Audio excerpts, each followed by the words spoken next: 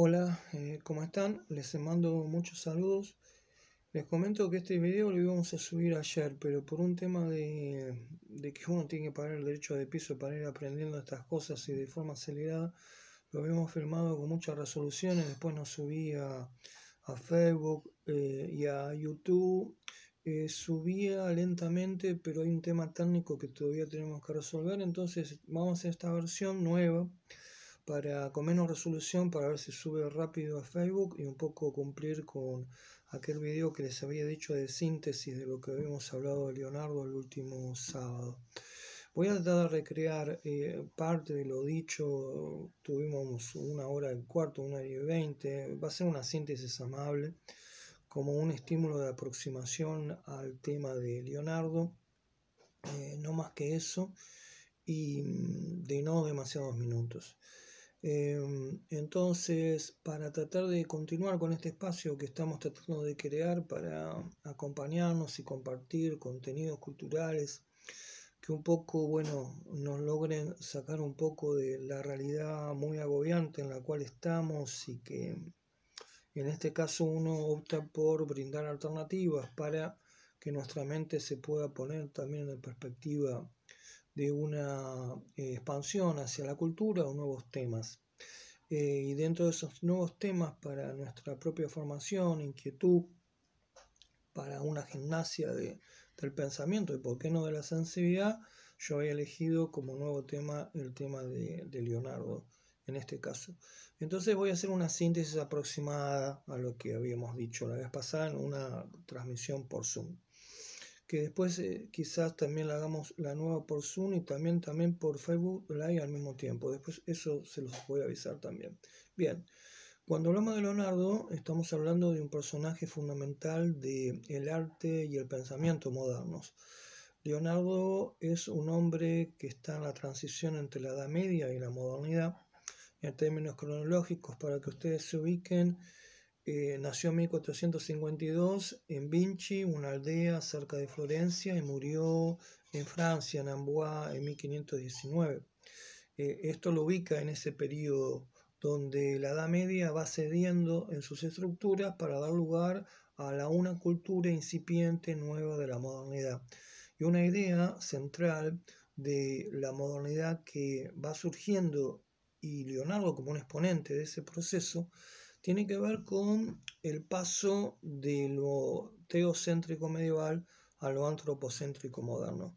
En la Edad Media todo giraba en torno a Dios, el Dios de la revelación, el Dios de la Biblia, la Iglesia como su representante en la tierra, una sociedad civil bajo una dirección de una cultura religiosa, y el hombre en una situación marginal, el hombre como pecador, el hombre caído, sin valores propios, y por eso necesitaba la salvación. La modernidad, y que Leonardo va a representar en su origen, empieza a acontecer cuando se modifica esa idea de sujeto, esa transformación antropológica, esa percepción que el hombre tiene respecto a sí mismo. Y que esto se expresa, por ejemplo, en el movimiento del humanismo, donde el humano es pensado como un sujeto libre y digno, y ya no estigmatizado, sin alternativas por el pecado original y su transmisión de generación en generación. El humanismo es la primera figura de los intelectuales de la modernidad. Hay un personaje como Pico de la Mirandola, un joven florentino que en 1496 publica el discurso sobre la dignidad humana. Su título ya es muy revelador: una nueva autopercepción del sujeto, de la subjetividad humana. Ahora el hombre tiene la facultad natural de la razón, con la posibilidad de la crítica y con la posibilidad de ir vehiculizando un conocimiento basado en la razón, la experiencia, las ciencias naturales, que van germinando. Todo esto en un proceso donde la Edad Media persiste, donde el cristianismo sigue siendo la concepción rectora de mundo, la imagen de realidad fundamental. En esa transición entre el cristianismo medieval y la modernidad que empieza a emerger, los humanistas aportan ese cambio en la imagen nueva que mejora la perspectiva del hombre, que vigoriza sus facultades para rehacer el conocimiento. El conocimiento no se basa solo en la fe, en la revelación o en la gracia, sino que es un conocimiento administrado por la razón. Al rehacerse la imagen en el comienzo de la modernidad por el humanismo del hombre, el hombre busca un conocimiento propio desde la razón y no solo desde aquel que le entrega a Dios, y es fundamental el nuevo vínculo del hombre con la acción que transforma el entorno y la acción como energía ética por la cual el sujeto busca plasmar una felicidad en lo terrestre que sea un anticipo e incluso sustituto de la única promesa de felicidad en el más allá del cristianismo. En todo ese contexto cultural aparece también el concepto organizador de la modernidad que emerge, que es el Renacimiento. Leonardo es un típico exponente de la cultura moderna renacentista. Es quizás la mente renacentista por excelencia. Y el Renacimiento, yo les decía que es un concepto que viene del siglo XIX. Hombres y mujeres del siglo XVI no se autodenominaban renacentistas. El Renacimiento es un concepto historiográfico creado por Jacobo Burckhardt, un historiador alemán de la Universidad de Basilea, en la cultura del Renacimiento, en la cual él observa esos cambios culturales profundos que indican transformaciones de paradigmas entre lo medieval y lo moderno, porque con el Renacimiento emerge la idea del individuo con su valor propio, con su iniciativa privada, con su capacidad de decidir, de libertad y de creación. Surgen procesos sociales vinculados con la movilidad social que va resquebrajando la sociedad jerárquica estamentaria medieval, y lo que más nos interesa, el Renacimiento, su concepto central es que en el comienzo de la modernidad, por el Renacimiento, renace la cultura grecolatina, la cultura pagana, precristiana, que durante el medioevo fue un tanto marginada o elaborada bajo las concepciones teológicas cristianas. En el orbe greco-romano, el hombre no es pecador, es inocente, tiene un vínculo de adoración con los dioses múltiples del panteón pagano. Esto es anterior al monoteísmo cristiano, y además el vínculo de la cultura greco-romana pagana con la naturaleza y con el cuerpo humano es fundamental, porque eso es lo que renace en la modernidad, que Leonardo contribuye también a su propagación y consolidación. El vínculo inocente con la naturaleza, la materia, no como lugar de la caída, sino como lugar de realización legítima del hombre, su conocimiento y su arte. De hecho, con los pintores flamencos en el siglo XV empieza a surgir una pintura paisajística que supone una dignificación del paisaje, de la naturaleza, como motivo del arte. En esa imagen de dignificación del hombre, del renacimiento, el arte también contribuye, convirtiéndose el hombre en motivo principal del retrato, el retrato de Durero, el primer retrato, autorretrato de Durero, 1506, el hombre como motivo único de un retrato. Bien, en ese renacimiento de la cultura greco-romana que legitima naturaleza, cuerpo, el cuerpo es desnudo, se va diseñando esa modernidad renacentista en la cual Leonardo es un emergente. Por ejemplo, el Leonardo vinculado con la revalorización del cuerpo humano, el cuerpo humano desnudo, ya no como vehículo del pecado en la Edad Media, sino el desnudo como lo que expresa la dignidad del hombre, y el cuerpo humano como parte de un orden armónico e incluso matemático.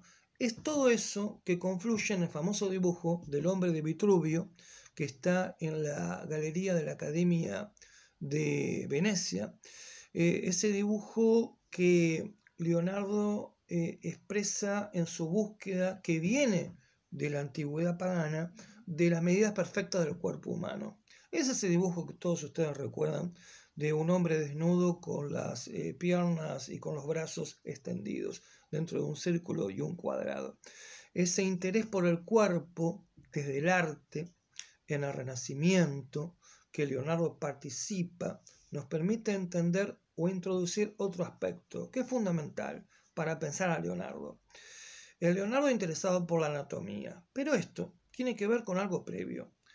Muchas veces a Leonardo se lo presenta básicamente como el genio de la pintura, de la Gioconda, de la Última Cena, de la Virgen de las Rocas, de la Anunciación de los Reyes Magos, de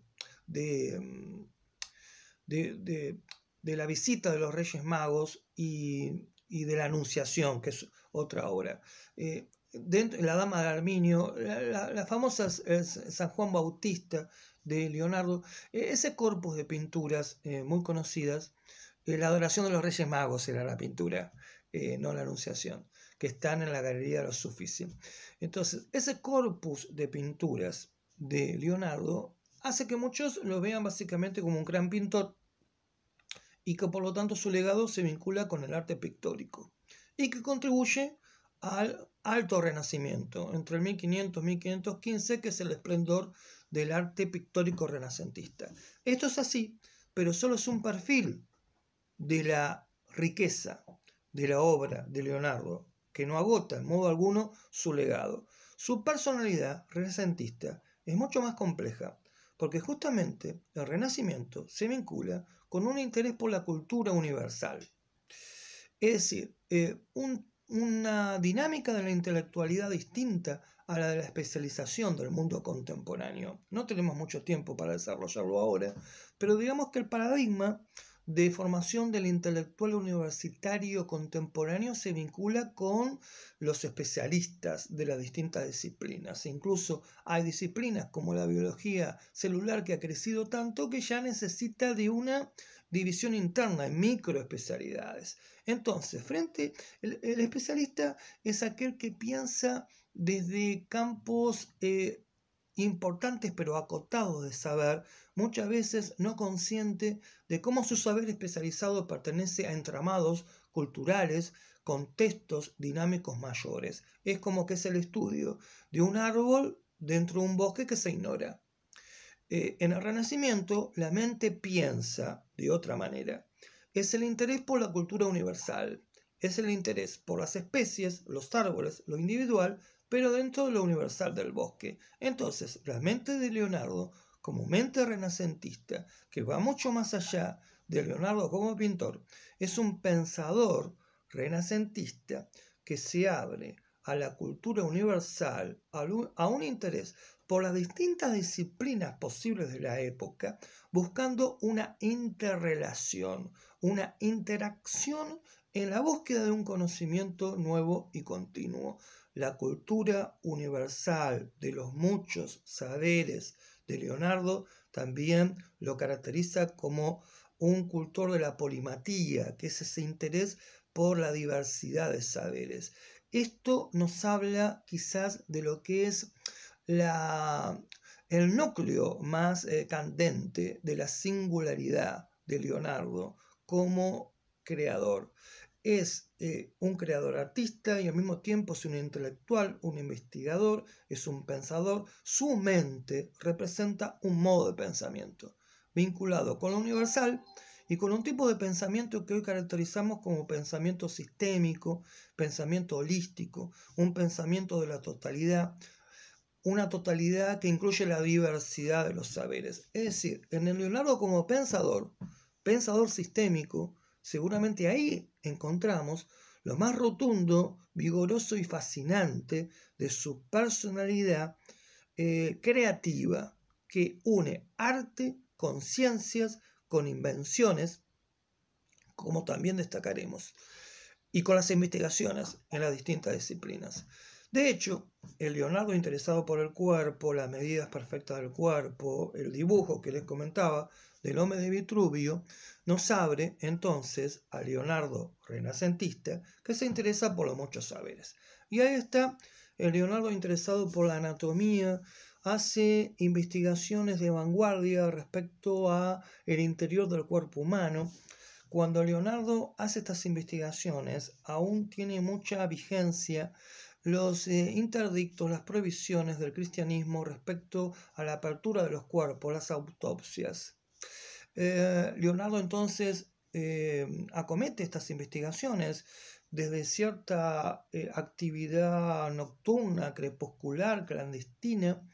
Tenemos que imaginarlo con las luces de las velas en esas penumbras misteriosas junto a los cadáveres, abriéndolos para con ojos asombrados ver cómo es el interior del cuerpo humano. Y ahí su investigación, en esto como en otras disciplinas, siempre se construye mediante una metodología basada en la observación, el dibujo de lo observado, donde ahí interviene la gran habilidad de Leonardo como dibujante con su sublime mano izquierda.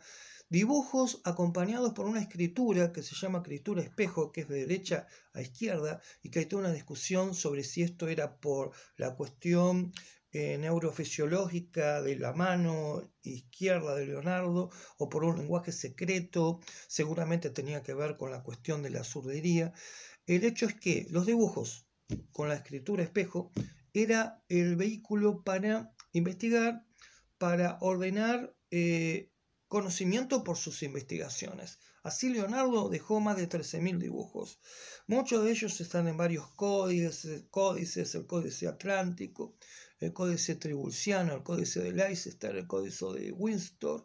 Hay otro códice que fue descubierto famosamente en el 55 en la Biblioteca de Madrid.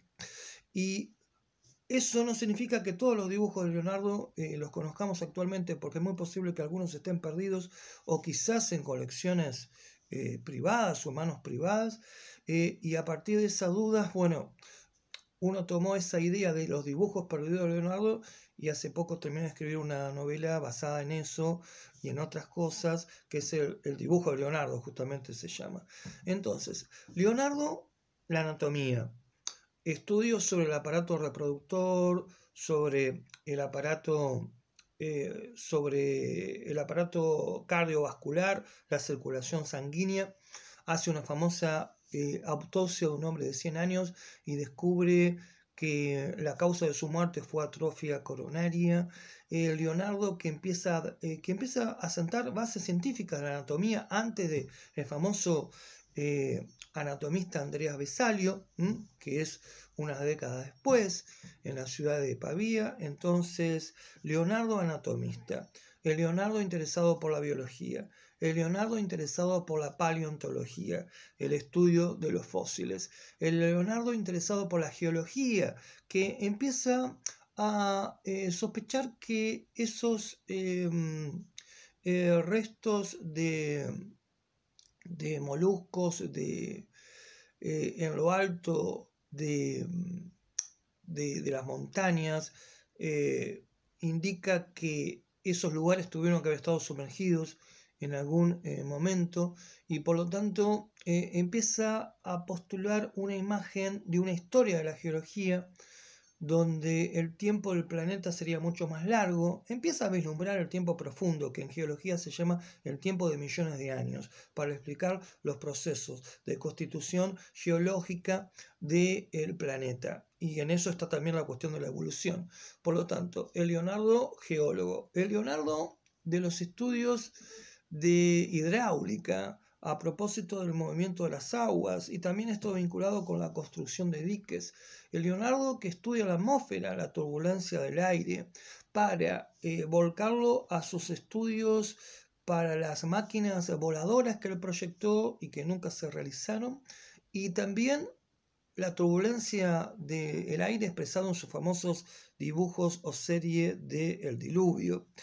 Y este interés por la aerodinámica nos permite introducir la otra cuestión, que es el otro aspecto rotundo de la grandeza de Leonardo, que se vincula con Leonardo como inventor. El Leonardo de la inventiva visionaria se adelanta a su época. Inventiva utópica, porque postula inventos que no se realizan en su tiempo, buscando o esperando que se realicen en un futuro, como de hecho va a ser. En Milán hay un museo de la tecnología de Leonardo, donde están los dibujos, que son las proyecciones de esos inventos no realizados, y abajo una maqueta que ilustra cómo sería su aspecto de haber sido realizado. Ahí entonces tenemos, junto a Leonardo como gran artista, tenemos a Leonardo como investigador de la naturaleza, como científico, y tenemos a Leonardo de la inventiva tecnológica, y ahí como precursor de inventos como los paracaídas, el escafandra, con el traje de buzo, el submarino, un automóvil, una bicicleta, una ametralladora, un precursor de ametralladora automática, un tanque de guerra, están entre los famosos inventos precursores, que como ven tienen que, y las máquinas voladoras, tienen que ver con una tecnología que después se va a realizar, y a lo cual hay que agregarle también que Leonardo hizo invenciones musicales, un órgano de agua, por ejemplo, que también acrecentan su genialidad. También escribió recetas de cocina y era músico, tocaba la lira, parece que tenía una buena voz, es decir, que vean la riqueza de la diversidad de Leonardo.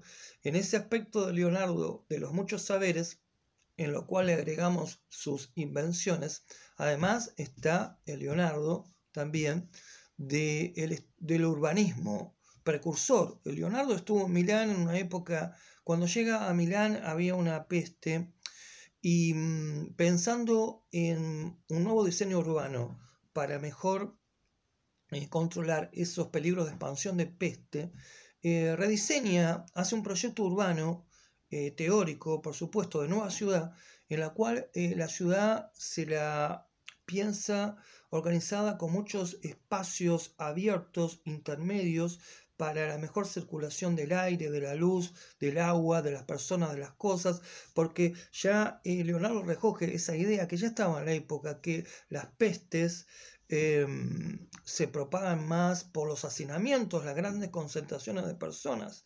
Bueno, algo de eso tiene que ver con un aspecto de la pandemia que vivimos, que es más peligrosa en su condición de contagio exponencial en los lugares de grande concentración de población. Leonardo buscó una ciudad con mayor circulación y menos concentración de personas, mayor circulación de luz, aire, agua, precursor del urbanismo.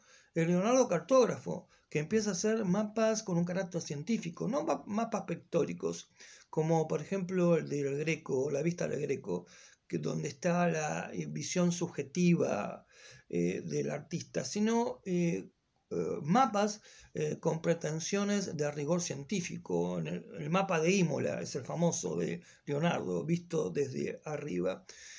Y está la otra dimensión de Leonardo. Leonardo, su concepción de mundo se vincula básicamente con el interés por la naturaleza. El saber se vincula con la naturaleza. La naturaleza, la experiencia de la naturaleza, es la madre del saber. Hay un punto en el cual Leonardo, sin dejar de ser cristiano, sin dejar de pertenecer a un cristianismo epocal, aún muy poderoso, aunque en un proceso ya de transformación, Leonardo se aleja de las posturas contemplativas, metafísicas, más de la índole de la teología cristiana y del neoplatonismo medieval, porque él es un temperamento abierto al mundo sensorial, que valora en alto grado la interacción con el mundo material como fuente de conocimiento. Por lo tanto, el conocimiento depende de la observación, su representación por el dibujo, la participación de la razón para comprender los procesos naturales, y ahí está también una psicología del conocimiento vinculada con su biografía, porque Leonardo era hijo legítimo. Por eso, un poco escondido, fue criado en esa aldea Vinci, no en la ciudad de Florencia, por su tío, en convivencia con el paisaje toscano, con la naturaleza, con la escucha del canto de los pájaros, que tanto lo van a traer como estimulación para buscar las máquinas aéreas. y también como expresión de su amor por la naturaleza. Ustedes se acuerdan de la leyenda de Leonardo que compraba jaulas con pájaros para liberarlos, el Leonardo que también era vegano, el Leonardo fuertemente vinculado con el amor y el conocimiento, en la relación con la naturaleza, que también es un rasgo del Renacimiento en el comienzo de la modernidad. Y ese Leonardo, adolescente, va a Florencia, y ahí es recibido en la boteca, en un taller de formación artística por Andrea Verrocchio, que era artista muy reputado en Florencia, con muchos encargos. Era todo un privilegio ser aceptado como aprendiz, como discípulo. Leonardo mostró sus condiciones excelentes del dibujo que dejaron asombrados a Verrocchio, lo acepta, va a egresar como maestro de su formación, y es más, en esa formación, en el taller de Verrocchio, que era la formación artística de la época, al aprendiz se le enseñaba, por supuesto, dibujo, pintura, la incipiente perspectiva, la cuestión de la luz, de la sombra, pero también a cómo hacer los colores con los pigmentos. Y se le enseñaba cuestiones de escultura, cuestiones de manejo de metales, metalurgia, y el aprendiz interactuaba, podía participar en algunas obras del maestro. Y entonces está el bautismo de Cristo, que junto con la adoración de los Reyes Magos y la Anunciación son las tres pinturas que están en la sala dedicada exclusivamente a Leonardo en la Galería de los Uffizi en Florencia. Entonces, hoy se acepta que en la pintura que es de Andrea del Verrocchio hay una participación de Leonardo, que sería su primera pinceladas pictóricas. Está la imagen iconográfica Bautismo de Cristo, Cristo bautizado por San Juan Bautista en el Jordán, contemplados por dos ángeles, y hay un ángel que tiene un trazo de gran delicadeza distinto al otro, un poco más tosco, y hoy se acepta que ese ángel fue la primera creación pictórica dentro de la obra de su maestro Verrocchio. Leonardo fue protegido por el mecenazgo de la famosa familia de los Médicis en Florencia, banqueros, líderes políticos de Florencia, de la República de Florencia, con mucha prestigio en Europa, y Leonardo llegó a decir que los Médicis lo crearon y también lo destruyeron, porque seguramente con eso se refería a que el Papa mandó pedir por artistas de Florencia para pintar lo que iba a ser la Capilla Sistina.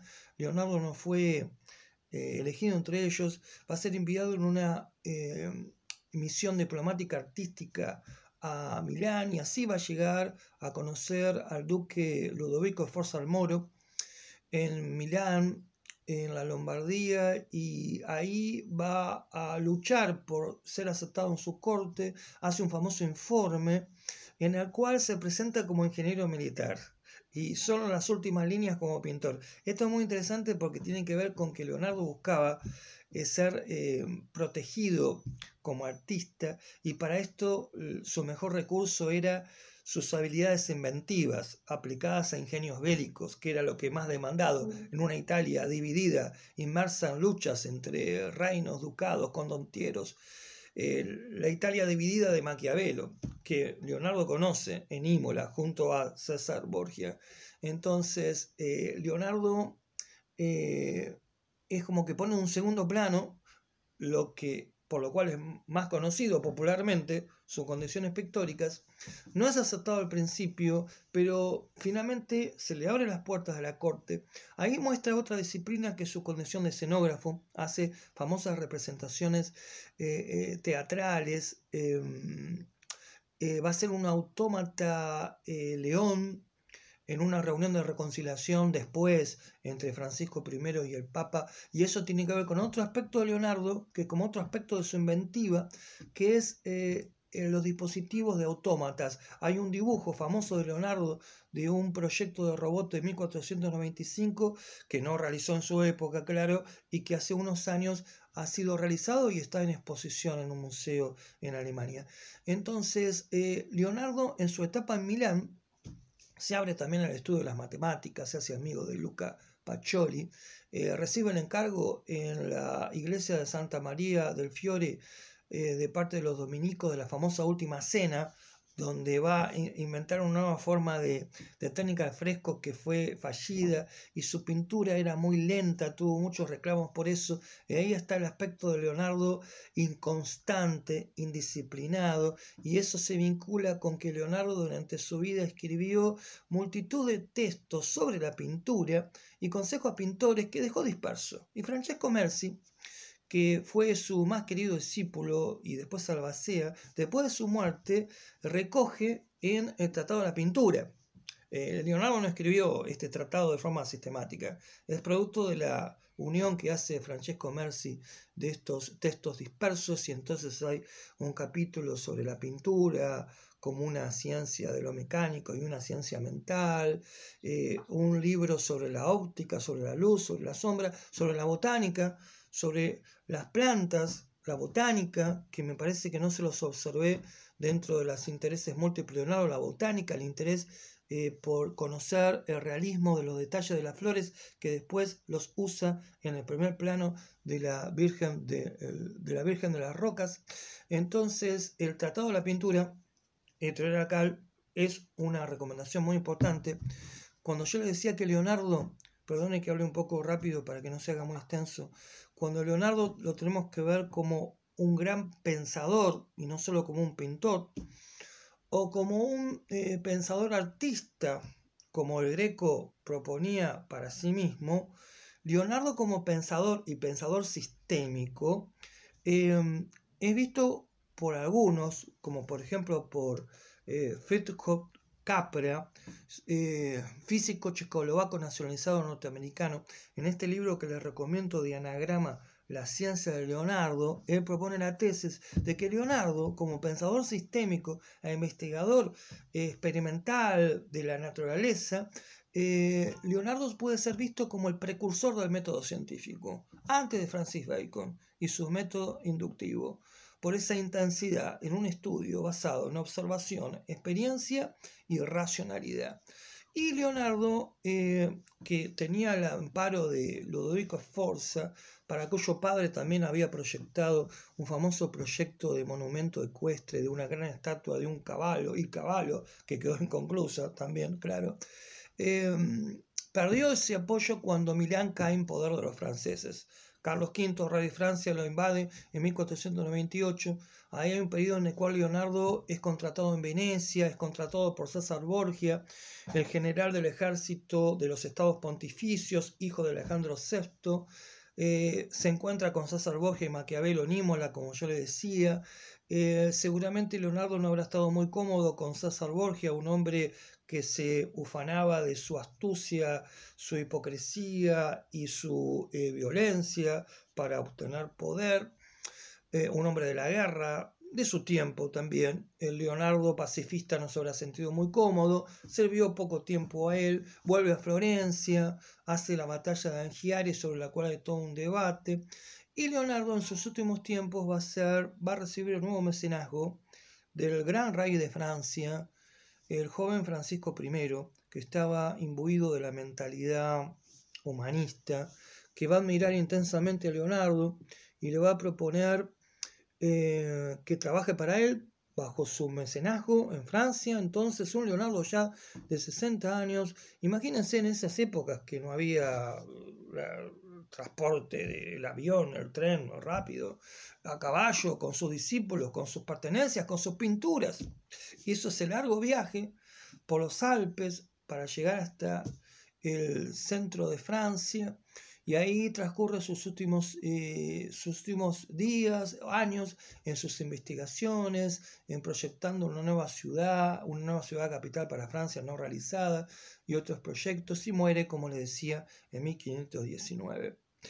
Entonces, Leonardo queda como el legado de un gran genio del Renacimiento, pero quizás aún más intensamente como el arquetipo, como el paradigma de una forma de mente, un tipo de mente, un tipo de pensamiento, un modo de pensamiento.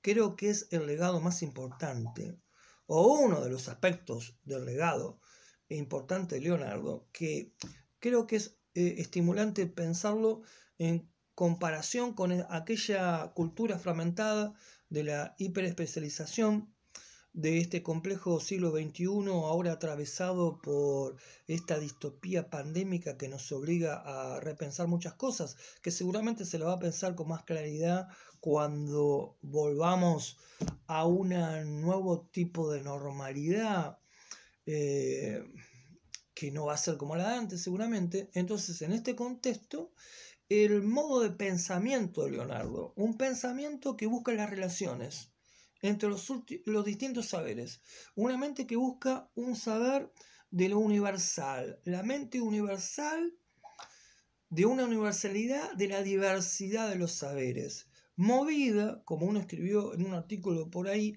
por una filosofía de la curiosidad, como lo que está en la raíz de ese tipo de mente que Leonardo representa.